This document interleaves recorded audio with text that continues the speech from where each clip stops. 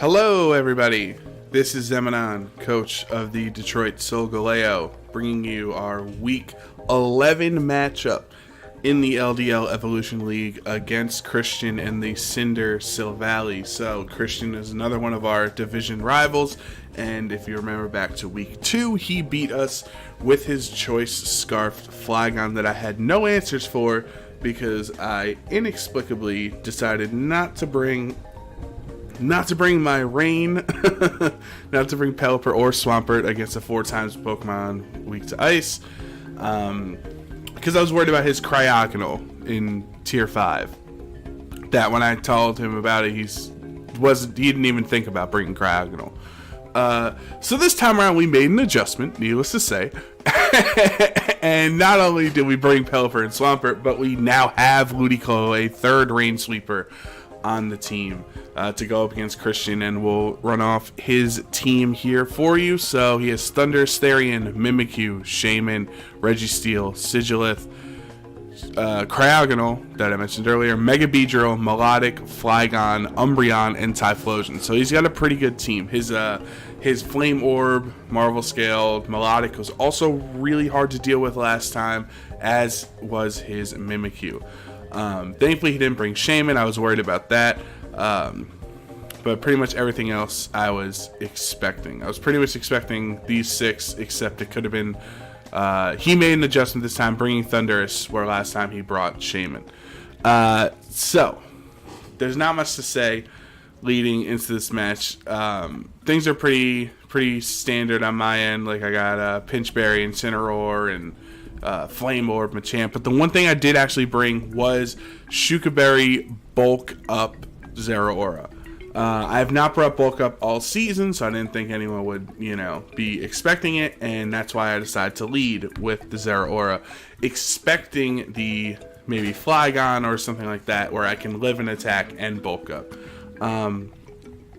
But let's get into a Week 11 here. We're 5-5 right now. If we win this match, it all but guarantees us a spot in the playoffs, even if it is a very low position. But he is going to lead with his Mega Beedrill here. Obviously, it is 2 points of speed faster than mine, so I'm going to switch out into the Incineroar, getting off the Intimidate, and I just assume a U-turn is coming here, so it's still going to hurt, obviously, but he actually just hard switches the Beedrill. Maybe he thought whatever I was switching into would have a Rocky Helmet, not too sure about that one, but he will switch out.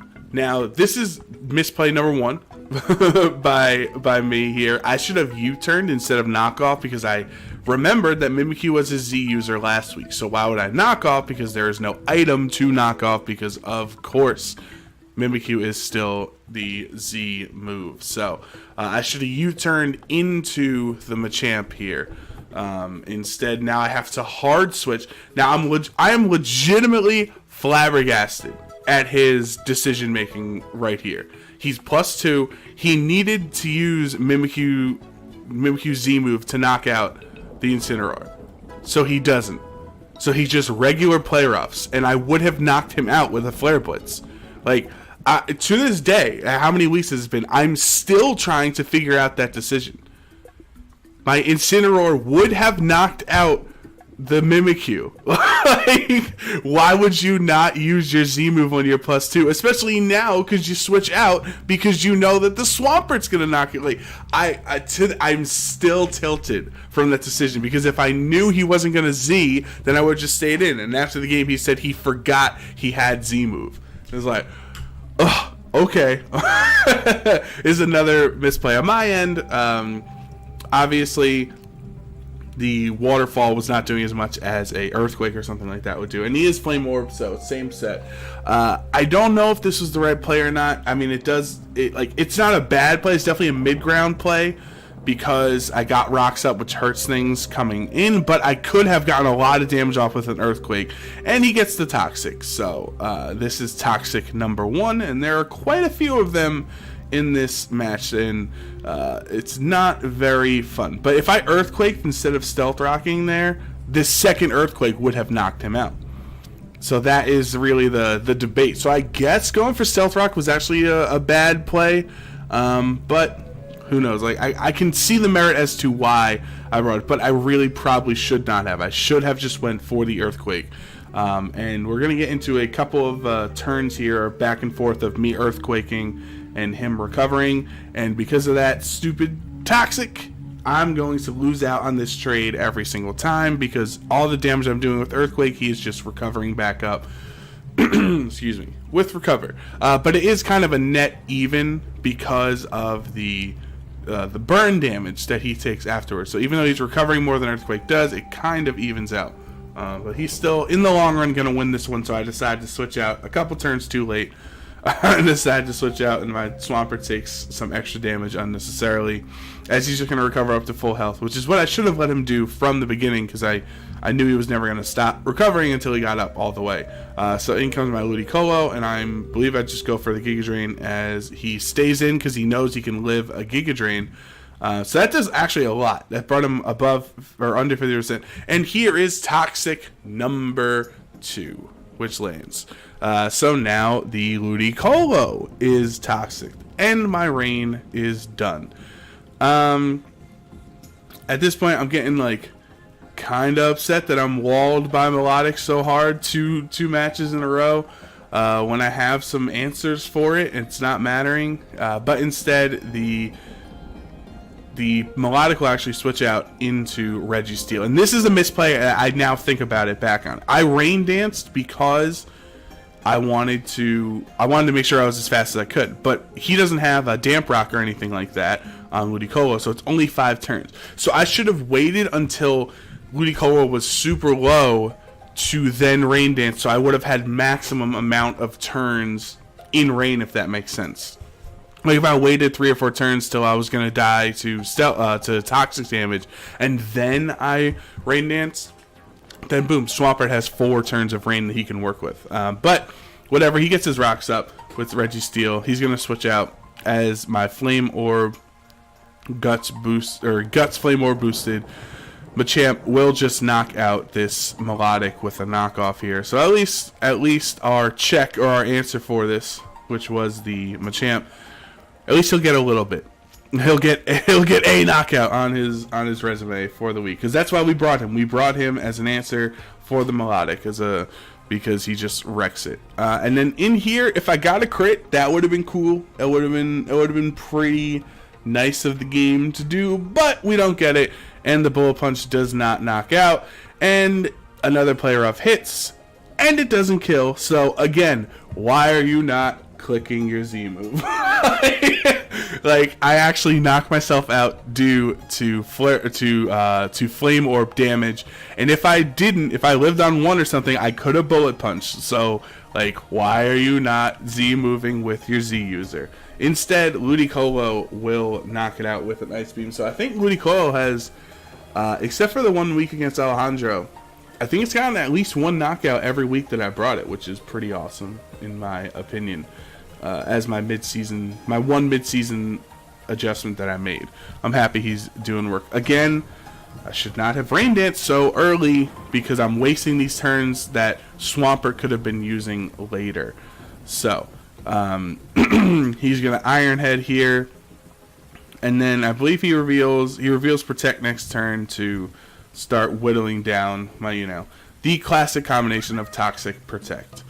That there's no play around on my end. I didn't have Faint or something like that, which obviously wouldn't have mattered. But he's going to Protect, so I switch out into the Zeraora here, and I'm going to start going in with my bulk up here.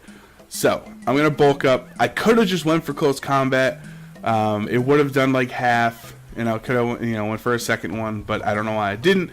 And here is Toxic number 3. So lame but effective gameplay of Toxic Protect. Being able to do more damage than any of his other Pokemon could to me. Here is the Protect. I should have called this and went for a second bulk up, but I didn't, because I was getting a little upset that 3 Player Ups and 3 Toxics all hit, and I'm still trying to figure out why he didn't Z move and all that stuff. But a +1 Close Combat does a lot, does a pretty good amount to that Registeel here. as he goes for the Iron Head, which is not going to do much, even at -1, because we resist it. The toxic damage is going to do more than the than the Iron Head does. Now this turn, get ready for this. I finally make an adjustment. I see he is going to protect, so I actually will go for that second bulk up that I should have earlier, and now I am +2. Like the only thing that outspeeds me is Choice Scarf Flygon. Like I'm doing great here. But you know what's gonna happen, because I remember this is pretty lame. This is what happens when you just toxic protect everything. Next turn I go down, so I'm taking this Registeel with me, except I'm not, because he gets a double protect, 30% chance. So he gets 3 toxics, 3 play roughs, and a 30% double protect, and boys, it's not over. So this Zeraora will knock itself out.